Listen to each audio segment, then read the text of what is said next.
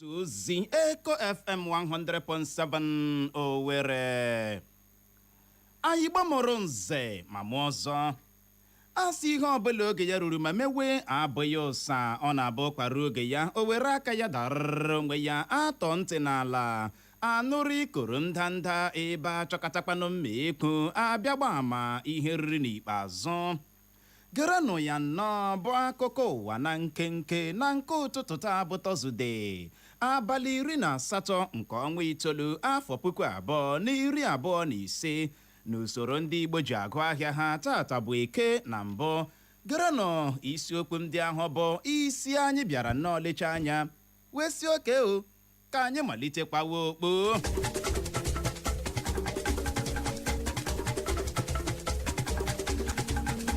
N'ụtụtụ taa onwe ka isi tọrọ anyị ya bụ ntị gị ahụ n'ala ka ute ị ga-anụrụ na ndị okenye steeti Rivers akpọọla oku ka enwe udo na ya bụ steeti Rivers dịka Tinubu weghachichara ọchịchị onye kwuo uche ya na ya bụ steeti Rivers. Ị ga-anụrụkwa na INEC akọwala ya dịka okpokpo asị bụ akụkọ ahụ na-efegharị na ha na-ewe ndị mmadụ n'ọrụ ka ọ dị ugbu a. Ị ga-enwekwa ohere nụrụ n'otu ule NECO ewepụtarala ọha na eze ka okpu ule XXCE nke afọ a si wee gbaa. Ngwanụ tọrọ anyị ya bụ ntị gị ahụ n'ala ka ute ka ị nwee ike nụrụzie ka ya bụ akụkọ ndị a na ndị ọzọ ga-esi ada n'ọnụ anyị n'ụtụtụ taa. Ndị ga n'olu ha bụ mụ nwa n'onwe m Uchenna Clever Ọnụọha nakwa Nwada Nwokocha Clara.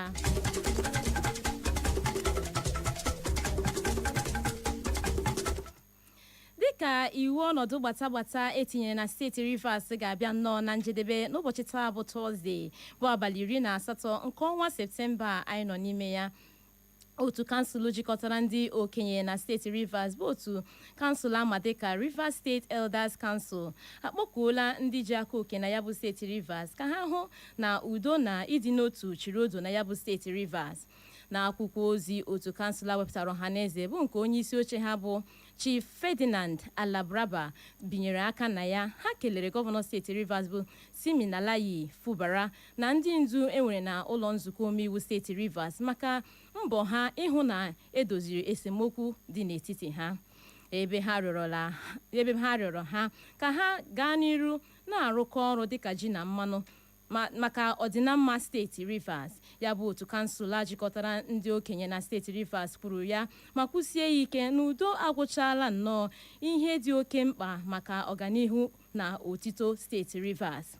Ebe ha rịọrọ mmadụ niile nakwa otu zigasị iche iche ka ha zeela ikwu okwu maọbụ ime ihe ga-eme ka esemokwu a dajụrụla n'ọbịa nnọọ silite ha isi. Ya bụ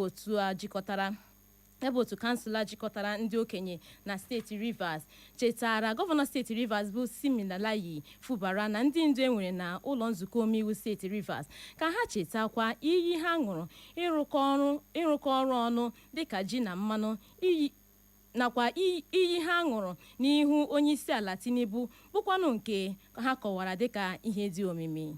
Otu kọmishọn na-ahụ maka nrụrụ aka ego n'ala anyị bụ EFCC apụtala kpuo n'oge nrụkwu elu nrụrụ aka rikpuru n'ọnya nwe idido bụ ịntanetị bụ ya kpatara o ji ara ndị Naịjirịa ahụ inweta visa ịga mba ndị ọzọ. Onye isi oche EFCC bụ Ola Olukoyode dọrọ aka na ntị ma kpuo n'ime nrụrụ aka n'ọnya nwe idido ịntanetị abụghị naanị na ọ na-ala ọdịnihu mmadụ n'iyi na kama ọ na-emetọkwa aha obodo bụkwa n'ihe mere o ji ara ndị Naịjirịa ahụ inweta visa ịga mba ndị ọzọ. Ya bụ onye isi oche EFCC bụ Ola Olukoyode rọrọ ndị Naịjirịa na-eto eto ka ha jiri ike ahụ ha ji egbu ndị mmadụ chamdum n'ọnya nwe idido jiri ya mee ihe bara uru n'ọdọ nzirịta ozi soshal midia na azụmahịa nakwa n'ọrụ ugbo. Gọvanọ steeti Ọshụn bụ Ademola Adeleke apụtala ma kwughakwa ya ọzọ na ọ bụ okpokpo asị bụ akụkọ ahụ na-efegharị na ọ ga-agbahapụ otu pati PDP ma sonyere otu pati ADC. Ya bụ Adeleke kwuru ya ma kwụsie ya ike na ọ ka kwụchim n'otu pati PDP na akwụkwọ ozi onye oti mkpu ya bụ Ọlawale Rashid wepụtara ọhaneze na ụbọchị ụnyaahụ bụ Wenesde. Ya bụ gọvanọ Adeleke kwuru na ihe merenụ ụfọdụ ndị ji ebugharị akụkọ ụwa bụ n'ihi ụjọ na-atụ ha maka aha ya na-ada ụda. O kwuru na ọ ga-anọ na otu pati PDP ma jiri ọkọlọtọ otu pati ahụ wee zọọ ha ọkwa gọvanọ steeti Ọshụn, ebe ọ gara n'ihu kwuo na ka ọ dị otu pati PDP ọ nọ n'ime ya ebidola nnọọ gbakeriwe ala ịhụ na o nwetaghara mmeri na ntuliaka elu gọvanọ agaji ime na steeti Ọshụn. N'ihi ya ọ rịọrọ ọhaneze ka ha zeere ndị niile na-ebugharị akụkọ ụgha na ọ ga-agbahapụ otu pati PDP ma sonyere otu pati ADC, ma gbakwunye na akụkọ dị otu a bụ nnọọ okpokpo asị. Otu kọmishọn na-ahụ maka ntuliaka elu n'ala anyị bụ INEC apụtala kwuo ya ha na ọ bụ okpokpo asị bụ akụkọ ahụ na-efegharị n'ọdọ nzirịta ozi soshal midia na ha na-ewe ndị mmadụ n'ọrụ na ngalaba dịgasị iche iche n'ụlọ ọrụ ha. Na akwụkwọ ozi ha wepụtara ọhaneze n'ụbọchị ụnyaahụ bụ Wenesde, ya bụ otu kọmishọn na-ahụ maka ntuliaka elu n'ala anyị bụ INEC dọrọ ndị Naijiria aka na ntị ka ha legbuo ụdịrị akụkọ dị otu anya bụ akụkọ gbara ndị mmadụ ka ha gaa n'akara ọnya mgbe idido inecrecruitment.com jee mezuo ihe ndị asị ha mee maka iwe ha n'ọrụ. Ya bụ otu kọmishọn na-ahụ maka ntuliaka elu n'ala anyị bụ INEC kwuru ya ha na ọ bụghị ha nwe akara ọnya nwa idudo ahụ, na nke a bụ aka ọrụ ndị na-egbu ndị mmadụ chamdum. Onye jibu ọkọlọtọ otu pati APC zọọkwa gọvanọ steeti Rivers bụ Tony Cole apụtala kụwa akị nsugbe ma kwuo na Fubara ga-adị nnọọ ka nkịta eforo eze ma o mechaa lọghachie dịka gọvanọ steeti Rivers. Ya bụ Tony Cole kwuru nke a n'ụbọchị Wenesde ụnyaahụ dịka a na-agba ya ajụjụ ọnụ n'ihe omume onyonyo TV bụ ebe ọ nọ kwuo na Fubara lọghachie dịka gọvanọ steeti Rivers na ọ ga-ahụta onwe ya n'ọnọdụ onye kpafarala akpafa na ọ gaghị enwe ikike ikwu okwu ma ọ bụ nye iwu dịka gọvanọ. Onye inspektọ jeneral ndị uwe ojii ala anyị bụ Kayode Egbetokun enyela ezinụlọ ndị uwe ojii steeti Akwa Ibom bụ ndị tụfuru ndụ ha dịka ha na-arụ ọrụ ala anyị ọrụ ego dị nde naira 4.3 bụ 4.3 million naira. Onye kọmishọna ndị uwe ojii steeti Akwa Ibom bụ nwa amadi ama dịka CP Baba Azere bụ onye nyere ndị a ego a na isi ụlọ ọrụ ndị uwe ojii steeti Akwa Ibom dị na Uyo n'ụbọchị Wenesde ụnyaahụ kwuru na nke a bụ nnọọ ihe dị oke mkpa iji cheta ịgba ndị uwe ojii atụfuru ndụ ha tiri oge ha na-arụ ọrụ ala anyị ọrụ, dịka ọ na-ekwu okwu n'aha ndị uwe ojii tụfuru ndụ ha. DSP Isika Udede kelere ya bụ onye inspektọ jeneral ndị uwe ojii ala anyị maka ya bụ onyinye ego o nyere ezinụlọ ndị uwe ojii atụfuru ndụ ha dịka ha na-arụ ọrụ ala anyị ọrụ. Onye bụbu osote onye isi ala Naịjirịa bụ Atiku Abubakar akọwala ya dịka ihe na-ezighị ezi ma otu bụ mkpamkpa ndị oyi ọha egwu na-akpa n'ụfọdụ ebe na mgbago ugwu ala anyị, ebe o kwuru na ọ bụ ịkụ afọ n'ala ọchịchị Tinubu kọrọ kpatara nke a. Ya bụ Atiku kwuru nke a site n'ozi o zipụrụ n'ọdọ nzirịta ozi Facebook ya n'ụbọchị ụnyaahụ bụ Wenesde, bụ ebe ọ nọkwa mee ka ọha na eze mara na ọ gaala zute ụfọdụ ndị ji aka oke na ndọrọ ndọrọ ọchịchị bụ ndị si steeti Borno, bụkwa n'ebe ya na ha nọ nwee mkparịta ụka gbasara ọnọdụ enweghị nchekwa na-arị elu ọjị na mgbago ugwu ala anyị. Ya bụ Atiku kpọkuru ụmụafọ Naịjirịa ka ha bịakọta ọnụ ka igurube iji hụ na ha zọpụtara ala anyị bụ Naịjirịa na ntuliaka elu afọ 2027. Otu ule NECO ewepụtarala ọhaneze ka okpu ule SXCE nke afọ a si wee gbaa, ebe ha kelere onye isi ala Tinubu maka nkwado ya pụrụ iche ịhụ na nke a nwere isi. Ọ bụ onye rejistra nke ya bụ otu ule NECO bụ ọkammụta Dantani Wushishi bụ ya mere ka ọhaneze mara maka nke a n'ụbọchị Wenesde ụnyaahụ na Mina. Wushishi ji ohere ahụ keleekwa onye minista na-ahụ maka agụmakwụkwọ n'ala anyị bụ Tunji Alawusa ma keleekwa onye minista steeti bụ ọkammụta Suwaiba Ahmed nakwa ndị ọzọ maka mbọ ha ịhụ na nke a nwere isi. Igbo Igbo mụrụ nze ma mụọ ọzọ o zochala ma gbachaa asị ebe ọkụ nyụrụ sị wụsọwa maka na ma elu ma ala kọrọ ikwe kọrọ ibe ọkazi emekata n'ụwa ju akpasị na a na-amachi ya ọnụ ọ gwụla na ya bụ akụkọ ụwa na nkenke na nke ụtụtụ taa mana tupu anyị achịkọba ya gaghachikwa na isiokwu ndị ahụ bụ ahụ ya ebule ma sị hapụ ili dike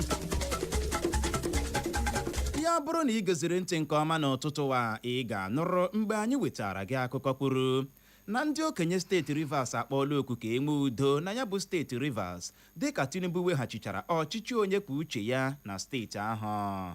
Anyị mekwara ka ị nụrụ na INEC akọwala ya dịka okpokpo asị bụ akụkọ ahụ na-efegharị na ha na-ewe ndị mmadụ n'ọrụ ka ọ dị ugbu a. Anyị mekwara ka o doo gị anya n'otu ule NECO ewepụtarala ọha na eze ka okpu ule XXCE nke afọ a si wee gbaa n'aha Benjamin Joseph bụ onye chịkọbara akụkọ a ka mụ onwe mbụ Uchenna Clever Ọnụọha nakwa Nwada Nwokocha Clara bụ ndị si n'olu ndị ngere mee ka ịghọta ya n'asụsụ Igbo ji asị nọrọ ebe ahụ eme na ngagharị maka na o jiri nkeji 30 gata elekere 7 nke ụtụtụ a anyị ga-alọghachi maka ihe omume anyị bụ nzukọ omeiwu. Nwada Nwokocha Clara onye otu egwu bọọlụ Chelsea nekwa gị ebelebe gburu yesterday o mere eme they won Chelsea 3-1 emerere Chelsea 3-1 uche ma ihe mechara ihe ahụ a bịara kpọọ m n'ekwentị na ngwụcha na ya bụ akpọrọ gị n'ekwentị dịka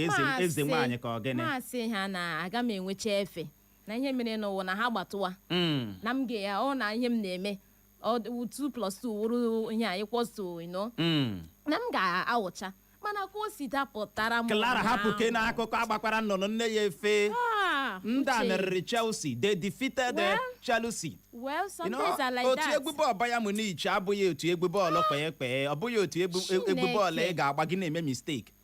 Chelsea ji aka ha nye own goal. Trevor Chalobah asụnye own goal wom Harry Kane abịazie take ya upon himself bie Chelsea ebilebi mana Cole Palmer nyere goal. Palmer scored. Mana ọ dịghị enough. My Palmer. Ozuho. My Palmer. Ebe niile ada ji. I'm not getting him proud. Ya bụrụ na ị watchịrị yesterday night dị very calm. Very calm. Because Chelsea lost. Oh, you know it. I know it. Even this morning I never chop. Ohe mere anya ji kee gị owu. Hara. Ohe mere anya ji baa gị ime. Sikwa na mma agawakwa hapụ ihe ndị niile m mega. Gbara agawa maka akwụmbọọla. Mụ na onwe m ozugbo m ruru ya dị n'ọmara. To show my support. My unalloyed support. Support na ịma nke a na-akpọ unalloyed. Ọ pụtara gịnị? Alloyed no ịma na alloyed ihe gbasiri ike. To show my unalloyed support. As a blue fan nwo bịakwa werekwa red cap ahụ iji chọọ m mma burukwa ya just that abra na contradict ihe a were Man U kpukwasa n'elu Chelsea ozighị ezinụ o nwere ka ọ dị.